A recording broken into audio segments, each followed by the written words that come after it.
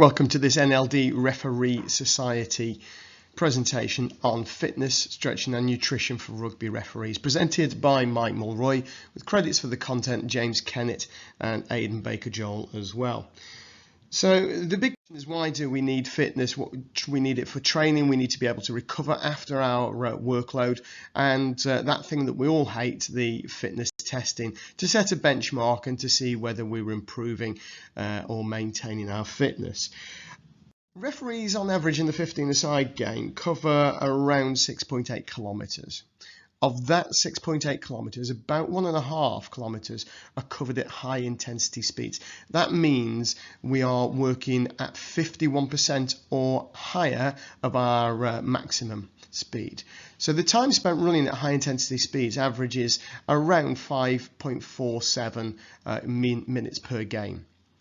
On average, a referee also performs about 13 sprints per game, ranging anywhere from 6 to 40 metres in distance.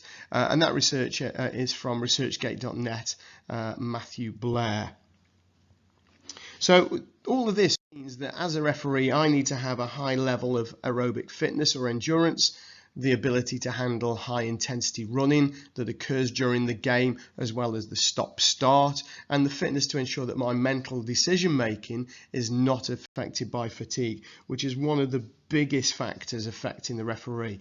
On average, we make around 2,000 decisions per game, and when we're fatigued, that makes that decision making process much harder because the oxygen is being diverted to our muscles rather than our brain.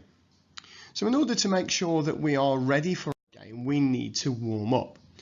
We need to incorporate dynamic as well as static stretches, as we've seen previously in our training sessions, and please refer back to the sessions that we did last season on stretching, but also have a look through other YouTube videos and training sessions that we've put online so that you can see these in more detail. So you need to build up your warm-up slowly and let your heart rate rise gradually. It's no use going straight into a sprint. It diverts the oxygen away from the brain directly to the muscles, and the muscles have not had time to warm up, stretch enough, and to get that oxygen from the blood. So by the end of our warm-up of stretching and a little bit of light heart rate rising, we should have a slight sweat on at the end of the warm-up. Now, obviously, we need to do some training before games and in between games in order to get fitter. To do that, we need to push our body and our current fitness beyond what it's used to. That's how we get fitter. If we just push our body to what we're already used to, we just maintain fitness or we have a slight decrease. So in order to get better, we need to push harder. When the body is pushed beyond its current capacity, it will adapt and make improvements, which means in the long run we're going to get fitter. Now, everybody's an individual and we're all different, and some people need to put more effort in to maintain their fitness levels than others. You will know what you need in order to stay at your current fitness and to improve it. Your lifestyle, your diet, your nutrition, how you eat, when you eat, what else you do fitness wise has a huge impact upon the levels of fitness. So another way of getting some really good useful information is if you search YouTube for Hanbury training. Ross is a London Society referee, a fitness guru, and has worked with the RFU as well. So different types of things that you can do. It doesn't have to be running between games in order to maintain fitness. It can be anything from bike, rowing machine, or any other activity that provides an aerobic workout for you. So when we're looking at our base fitness, we need to go for a gentle, easy run, running at only about 65 to 80% of our maximum speed. And we should be able to chat to a neighbour running around a rugby pitch, just holding a short conversation while we're doing that. If we were going to go for that sort of run of a few kilometres, make sure it's only for a maximum of 1 hour. We also, if we want to increase our speed and our fitness, We should also look at intervals in our runs. So in that case, we might be running at 65 to 80% of our top speed, and then breaking for 1 minute into a sprint, and then breaking back down to a really slow jog for another minute. And during the course of our longer run, we should do that 3 times. One of the other things that we can do in order to improve our fitness is what's called a tempo run. This means running at a faster pace, somewhere between 80 and 90% of our maximum, and we can combine this into the other runs as well with intervals if we want to. So we're just on that border where the heart rate is working between aerobic and anaerobic exercise. We're not able to converse, but you're still not absolutely blowing and working your hardest. These should be for longer intervals, so do these at 3 sets of 6 or 8 minutes throughout that other base run. Or you could do this in one bigger block for, say, 15 minutes, followed by a much easier run after that. Something else that we can incorporate is called the ladder workout, which is another one of these high intensity workouts, and we'll look at that in a little while. But the idea of the high intensity workout is to do shorter periods but pushing right to your max with a good 10 or 20 second sprint as fast as you possibly can go, and then slowing down. So that ladder workout, it builds intensity up as we go through. So we're going to do 30-meter sprints and then jog backwards, and then we can repeat that by going to 40-meter sprints and jog backwards, and then building up to doing 50 or 60 or even 70-meter sprints.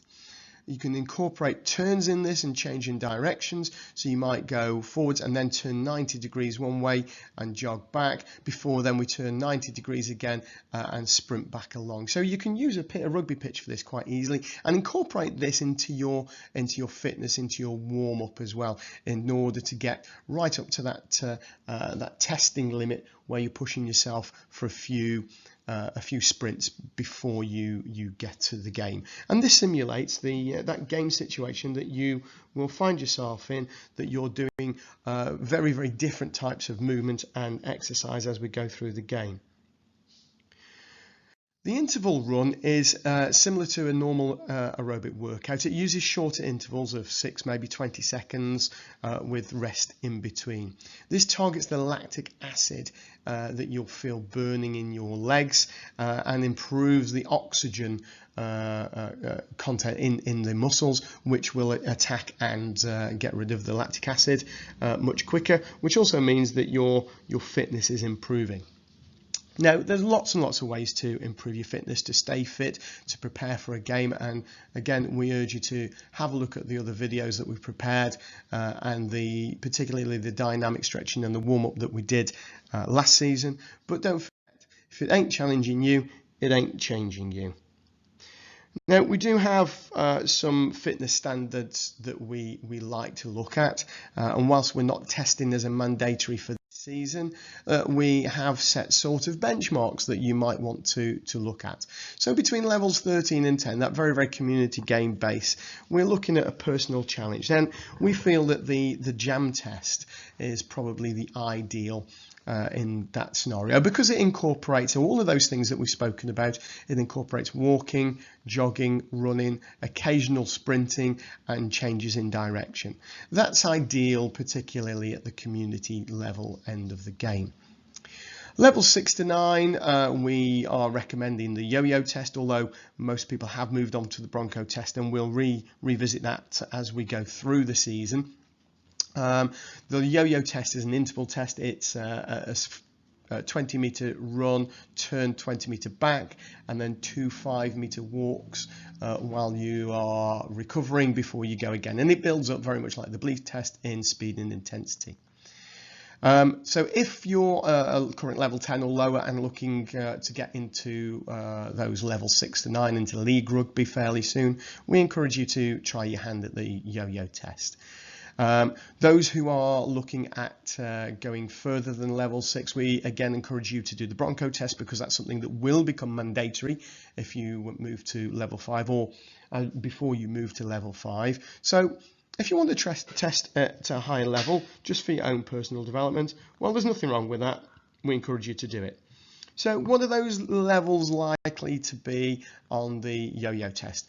Well, looking at RFU standards, we would be looking at these here. So level 9 about 14.5, 8 14.8, level 7 15.2, which incidentally was the same as the test for the panel assistant referees, and level 6 is 15.5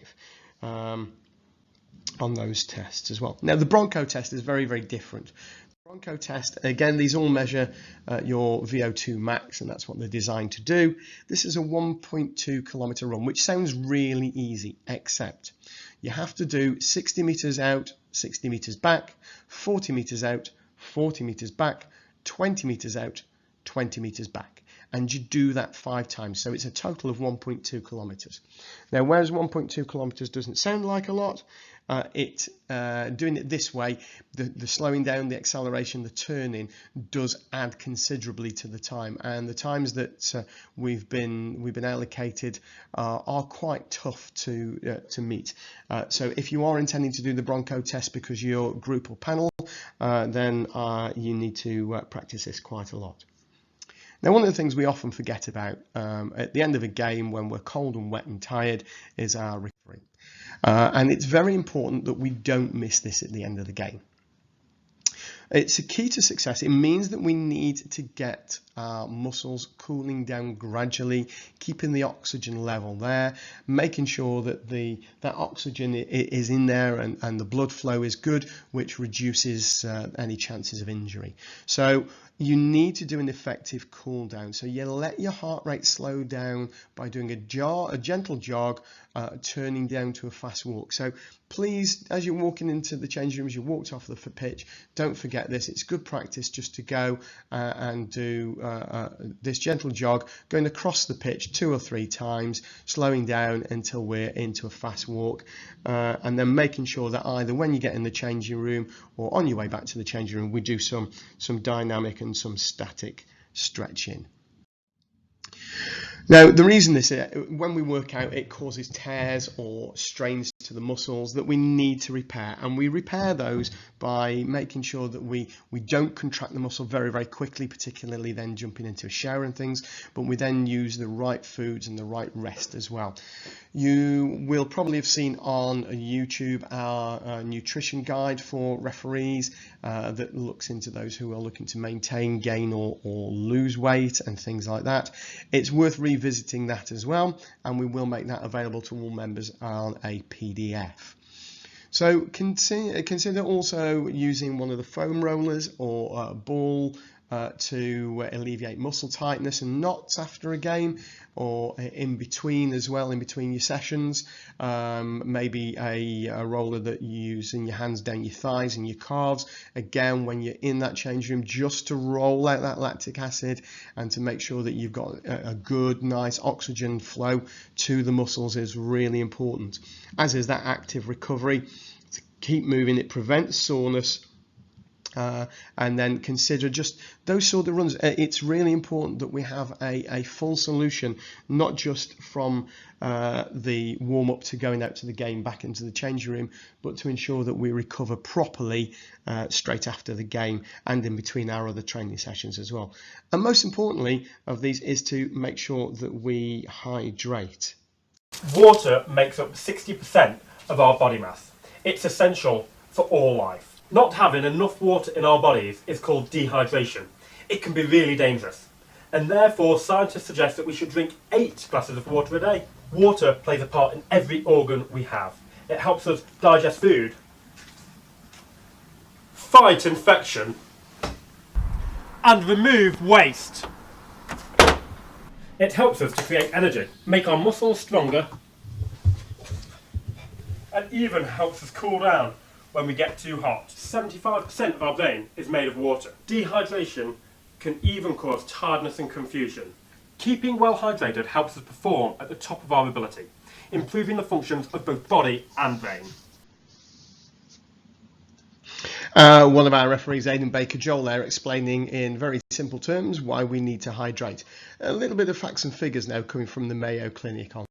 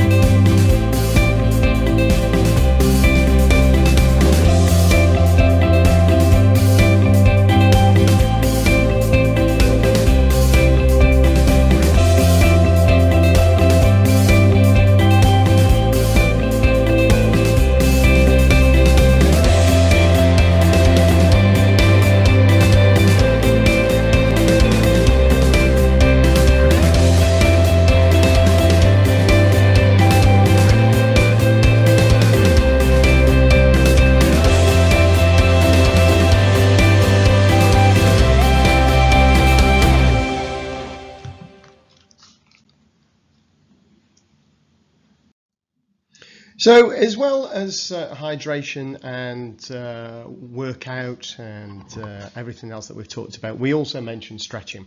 And this is very, very important because it reduces the chance of injury if you stretch before and indeed after your exercise. It increases the flexibility and the range of movement.